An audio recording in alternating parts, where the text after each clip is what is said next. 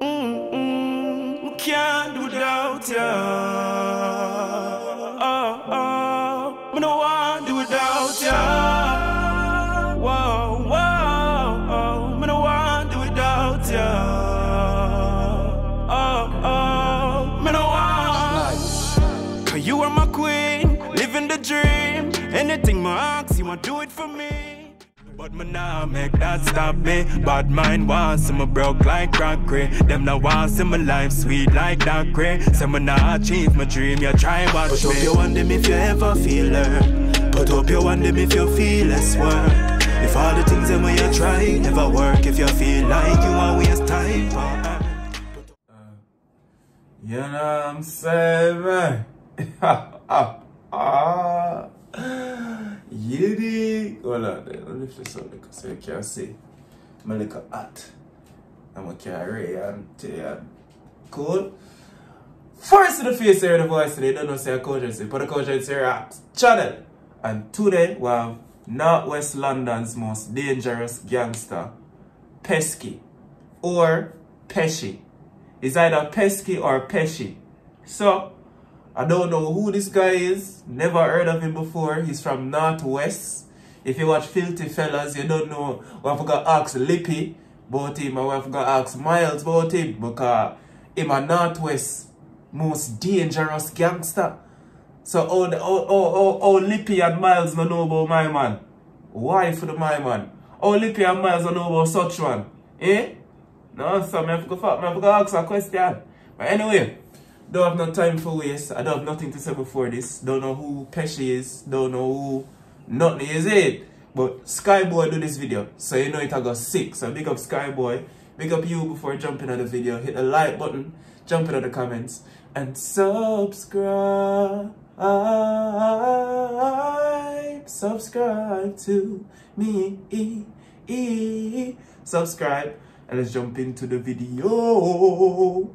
Okay, today we'll be diving into the life of Muzakkir Shah, aka Pesci. Despite being born in Burnley, was from the infamous Graham Park estate, which is located in northwest London in the borough of Barnet. Now it is said by many sources, Pesci during his college years was bullied inside and outside of school. In 1998, when he was 17 and living in Graham Park, he and his friend Romain Nurse was attacked with a hammer at a metal bar near Colindale tube station. Why?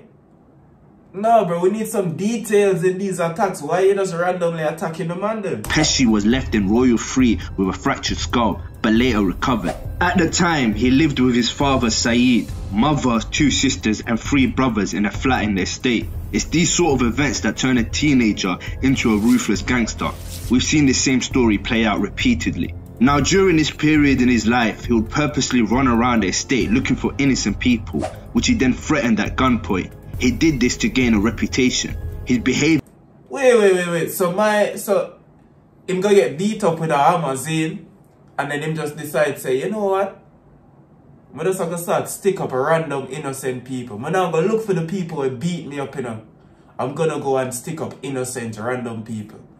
No, Pesci, me not like that. Me not like that. Behavior was an imitation of the actor Joe Pesci from Goodfellas. This explains why he chose Pesci as an alias. He would repeat this action multiple times every few days and stand outside corner shops with other gang members. Reputation gained him a lot of followers in the Graham Park estate, 2 being Yambo and Magambo, both his right-hand men.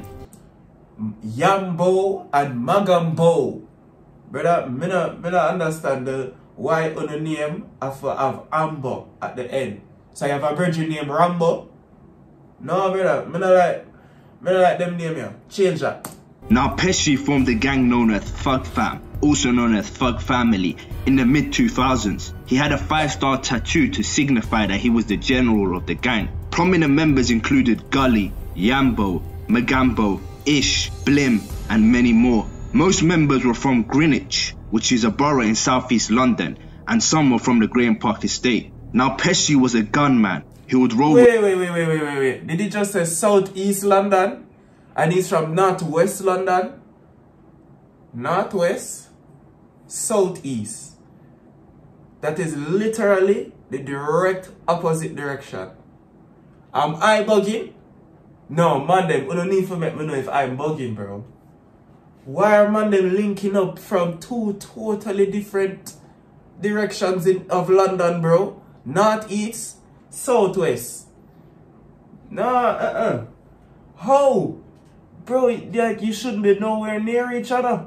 With 4 guns, 2 Glocks and 2 Macs. He even named his Macs Chucky and Matilda. Now, Thug Fam was known for robbing local corner shops at gunpoints and at times go into the outskirts of London, where the gang would sometimes commit armed robberies, implementing brutal assaults on bystanders. Pesci, real name Muzakkir Shah, was actually caught on CCTV, bait-faced, robbing a North London corner shop. 7 months later, yo, no mask, no nothing. The man just have a pullover and just have the gun in the bag and just, like, bro, I can't feel sorry for these criminals in the dark. If I see a face, like that's like 80% of the case right there.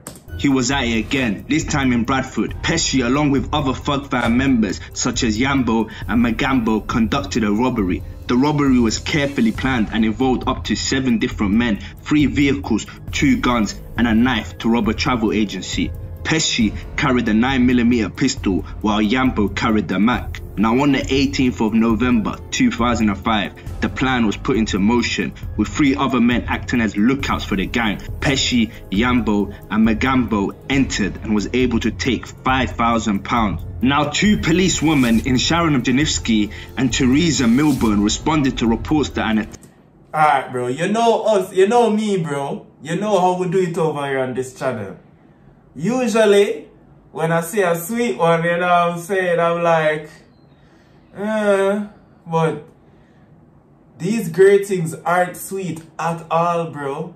Like nowhere near sweet, bro. They're very sour. They're sour, yeah, Sour Patch Kids, bro. You know what I mean? Like, nah, fam. I'm not feeling these ladies right here at all, bro. I don't like this. Usually we love the ladies no matter why, you know, but I can't love this, I just can't. Attack alarm had been activated at a travel agent on Morley Street in Bradford. Upon arrival, the officers encountered the 3 men who had robbed the agent. 2 were armed with a gun, another with a knife. Now Pesci and Yambo fired at them immediately from point blank range, fatally wounding Sharon in the chest and hitting Milburn in the chest before all 3 men made a getaway. Oh no, this is America. I'm like, bro, there's no way he's showing me this shooting live right now, bro, but it's on the car. So this guy ran out of the car and start blast over here, so Jesus. Pesci and Yambo fired at them immediately from... Yo, look at this guy behind the wall. Is he not scared? Go inside. Point blank range, fatally wounding Sharon in the chest and hitting... Bro, there's a man standing up right here. I don't know if you can see him. Milburn in the chest before all 3 men made... I'm just run inside. The man run inside when the shot them done. The getaway in a convoy of cars. Sharon was now the 7th female officer to die in the line of duty in England and Wales, and the 2nd female officer to be fatally shot. Pesci once bragged... I think we know the first one. No, do we know the first one? Was the first one the Dale Cregan one? No, because Dale Cregan did the 2 one time. So she would have to be the 3rd if that. Anyway, who was the first? Like, which one of the gangster them they do the first female? You see me? Ray. Because I don't want to say certain words because of YouTube, you know, bro. But you get what I mean? Was Dale Cregan the first? Or was he just like the most famous that did that type of thing to the female officer? On a track called Real Killers, I've got to pop shot, drop cops on the block. Now after the members returned to their hideout following the PC Anderson saying, huh? Say that line again. Shooting of PC Sharon and her colleague PC Teresa Milburn, it is said the gang squabbled. Mustaf Jama took only £1,000 of the 5,000 and fled to Somalia via Dubai. Now a week after the murder and Yusuf Jama, aka Yambo, was arrested in Birmingham. He is seen on CCTV being booked with his hat on. Police suspected they had Yusuf. However, when asked for his name, he gave a fake one in Abdi Ahmed.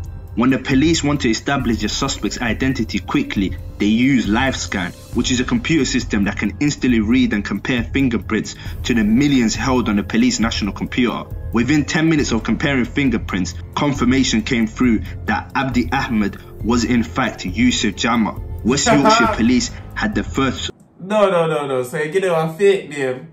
Man, them just run your prints anyway. And your real name pop up. So you're still here, bro. You're like, what's the point of giving the fake name, blood?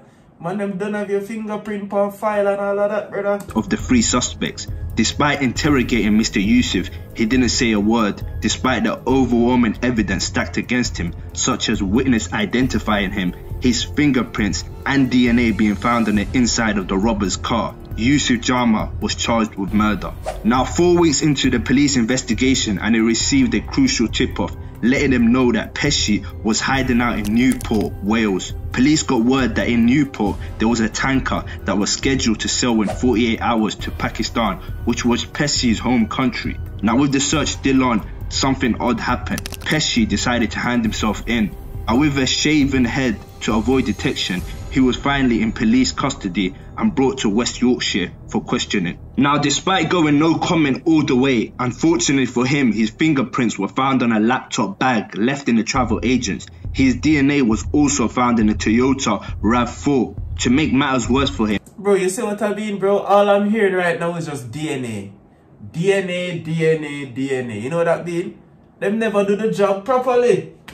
That's all I'm hearing, bro. Failed missions. That's all I'm hearing right now. 3 days after his arrest, police found the same Mac-10 used in a robbery and the ammunition, as well as his fingerprints on a plastic bag full of bullets. Pesci was charged with murder and attempted murder. Now, during the trial of the murder of PC Sharon Beshenevsky, Pesci, real name Muzakir Shah, 25 of London, and Jambo, real name Yusuf Jama, 20 of Small Heath, Birmingham, were both given life sentences at Newcastle Crown Court. Mr. Justice Andrew Smith told them that they must serve at least 35 years before being considered for parole for their awful killing. Shah had admitted murder. Jama, however, denied murder but was convicted by a jury at the end of a complex 11-week trial. Pesci was, however, cleared of the attempted murder. Mr. Justice Andrew Smith ruled Muzakir Shah had no case to answer for over the attempted murder of PC Teresa Milburn following the raid in Bradford City Centre. During the trial, PC Milburn sobbed in the witness box as she recalled seeing PC Sharon's head flop to the side before she collapsed in the heap in front of her. After being shot in the chest... That is a traumatic image that nobody should ever go through. And I know a lot of people in their life go through it, but whoo, if that's one thing, bro, like seeing somebody actually get clapped right beside you and you're actually watching them like take them last breath and how them body reacting to it, like nah. I hope nobody goes through that. 37-year-old PC Milburn staggered down the road before collapsing and issuing a code 0 alert to summon help. Coughing up blood, she managed to describe the gunmen to fellow officers as they arrived at the scene. PC Milburn recalled seeing an Asian man and black man in a doorway of the premises, with the Asian man pointing a gun towards them.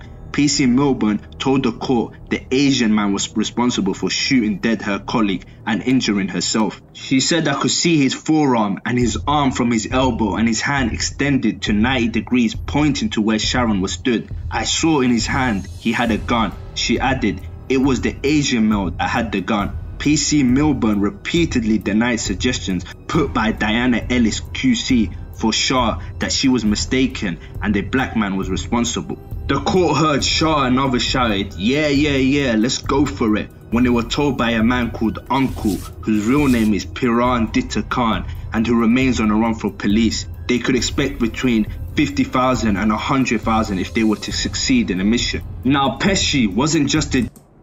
What? Alright, cool. No, not cool, but like, man, them the risk for a whole heap of bread, bro. I'm not gonna lie still. You know what I'm saying? You tell the man them, yo, couple racks. Them man you get whole heap of racks. So, alright fam, alright. If the mission was completed, well, you would be 100 bags deep. Alright, cool. I get it. But still, you failed the mission horribly, bro. Horribly, terribly. You know what I'm saying? You need to rethink this road thing, but you can't because you're in jail for life. A dangerous man himself. He was so influential that those who looked up to him would do anything to gain his validation. This was the case for Hanad Hassan, who lived on the same estate. Kyan Prince was a talented footballer and Queen's Park Rangers youth player. He was the son of boxer Mark Prince. Kyan Prince attended London Academy School, while Hanad also attended and had been a pupil in the year above. Now there was issues between the two.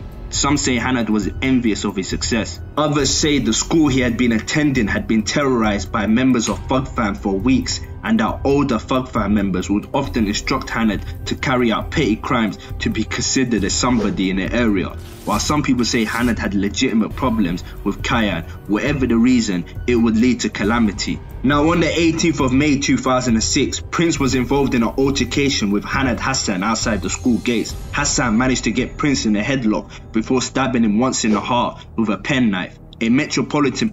With a penknife? No, brother!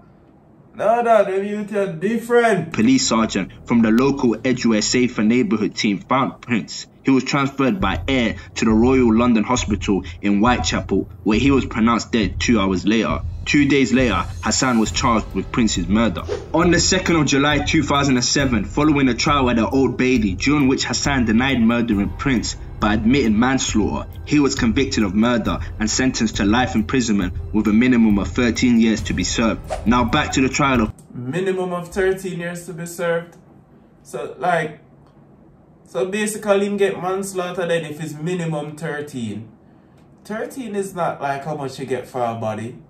13 is not how much years you need to spend in jail for a body. Should be like 25 minimum. If you convict him of murder. Say, yeah, you caught this body, you're a murderer. But you're only gonna do 13 years. Isn't that the same thing like attempted murder people get? And like, even, I think attempted murder people get more time. Like, how do you get less time for the murder? How do you do 13 years for a murder? And someone that do 25, 30 years minimum, 35-year minimum, and you do 13 years minimum. Is it because of his age? Is it because it was a fight?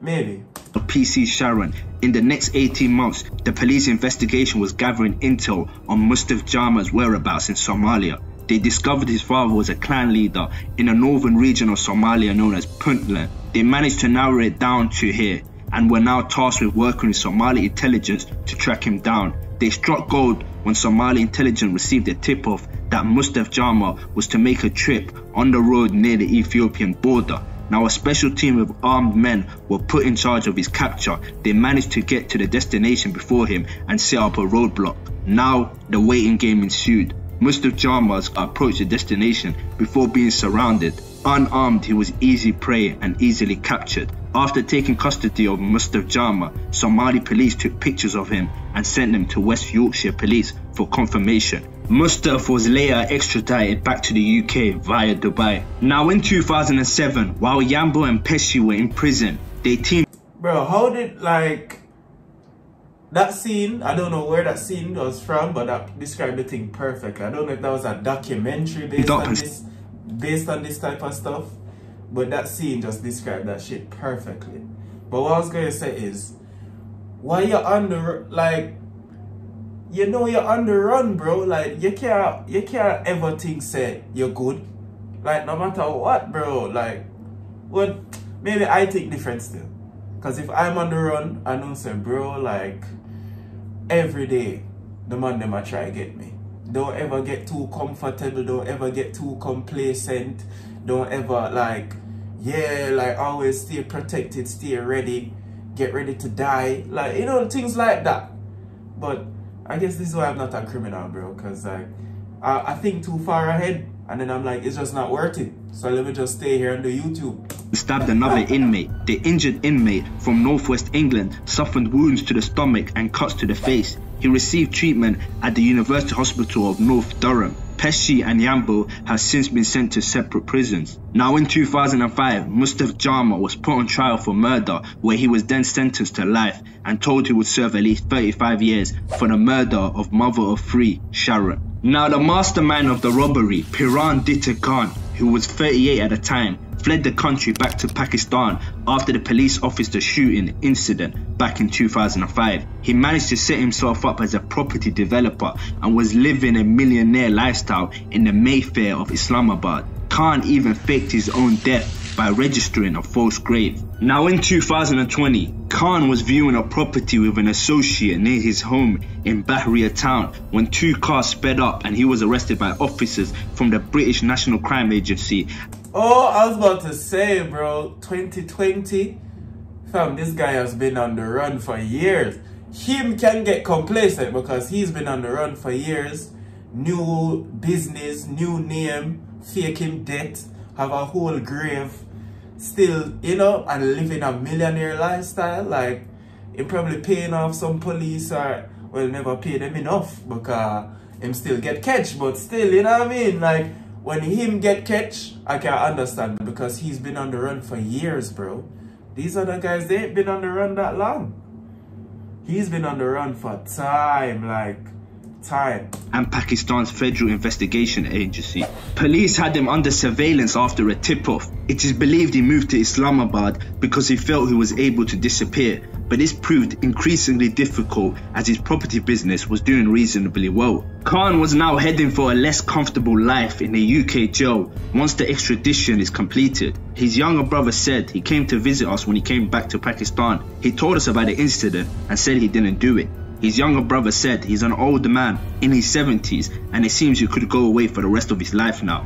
He went out to conduct a deal and now it's all over. It would seem somebody sold him out. Now on the 6th of October... Somebody would have to sell him out, man. Because them want, you know, the millions in the business where him have. So, yeah, that makes sense. That makes sense. October 2023, 74-year-old Khan appeared at Leeds Crown Court and pleaded not guilty to PC Sharon's murder. He also denied 2 counts of possession of a firearm with intent to endanger life and further 2 counts of possessing a prohibited weapon on the day of the alleged murder. He admitted a single charge of robbery on the 18th of November 2005, the same day PC Sharon was killed, in relation to stealing cash from a man called Mohammed Yusuf. The judge, Mr. Justice, appeared at Leeds Crown Court via video link from the Old Bailey. He remanded Khan in custody until his next hearing, with a trial date scheduled for next February 2024. Now the actions of Pesci and his friends, when it's said and done, created a notorious reputation for the Graham Park estate. This caused a ripple effect, and shortly after, other gangs began emerging. Lastly, I want to add, it is rumoured that Pesci was arrested in connection to another murder, but due to insufficient evidence, he was found not guilty. Wow. So the man them catch him for your next M. Man say, yeah, it wasn't me. It wasn't me. Man turn shaggy, brother. Insufficient F. Wasn't me. But yo, I like this video still. The man them wild, bro. Wild. Wild. And it always just take one failed mission. That's all you need to do, you know. The cops need to get lucky one time. You need to be lucky all the time, bro. You understand? So that's why the odds is never in your favor, bro. You're always gonna lose when you're on road. You know what I'm saying? But I like this video. Let me know if you like it. Let me know if you don't like it. Let me know what else you want to see me react to. Hit the like button, jump in the comments, and subscribe. Subscribe to me. Go to see how I want this motherfucker, man. Peace. Can't do without you. I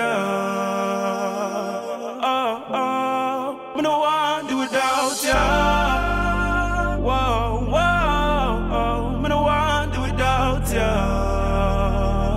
I don't want. Cause you are my queen, living the dream. Anything my ask, you want to do it for me. But me nah make that stop me. Bad mind wants see me broke like crockery. Them now want see my life sweet like that gray. Say me nah achieve my dream, you try watch me. Put up your one them if you ever feel hurt. Put up your one them if you feel less work. If all the things that you try never work, if you feel like you want waste time.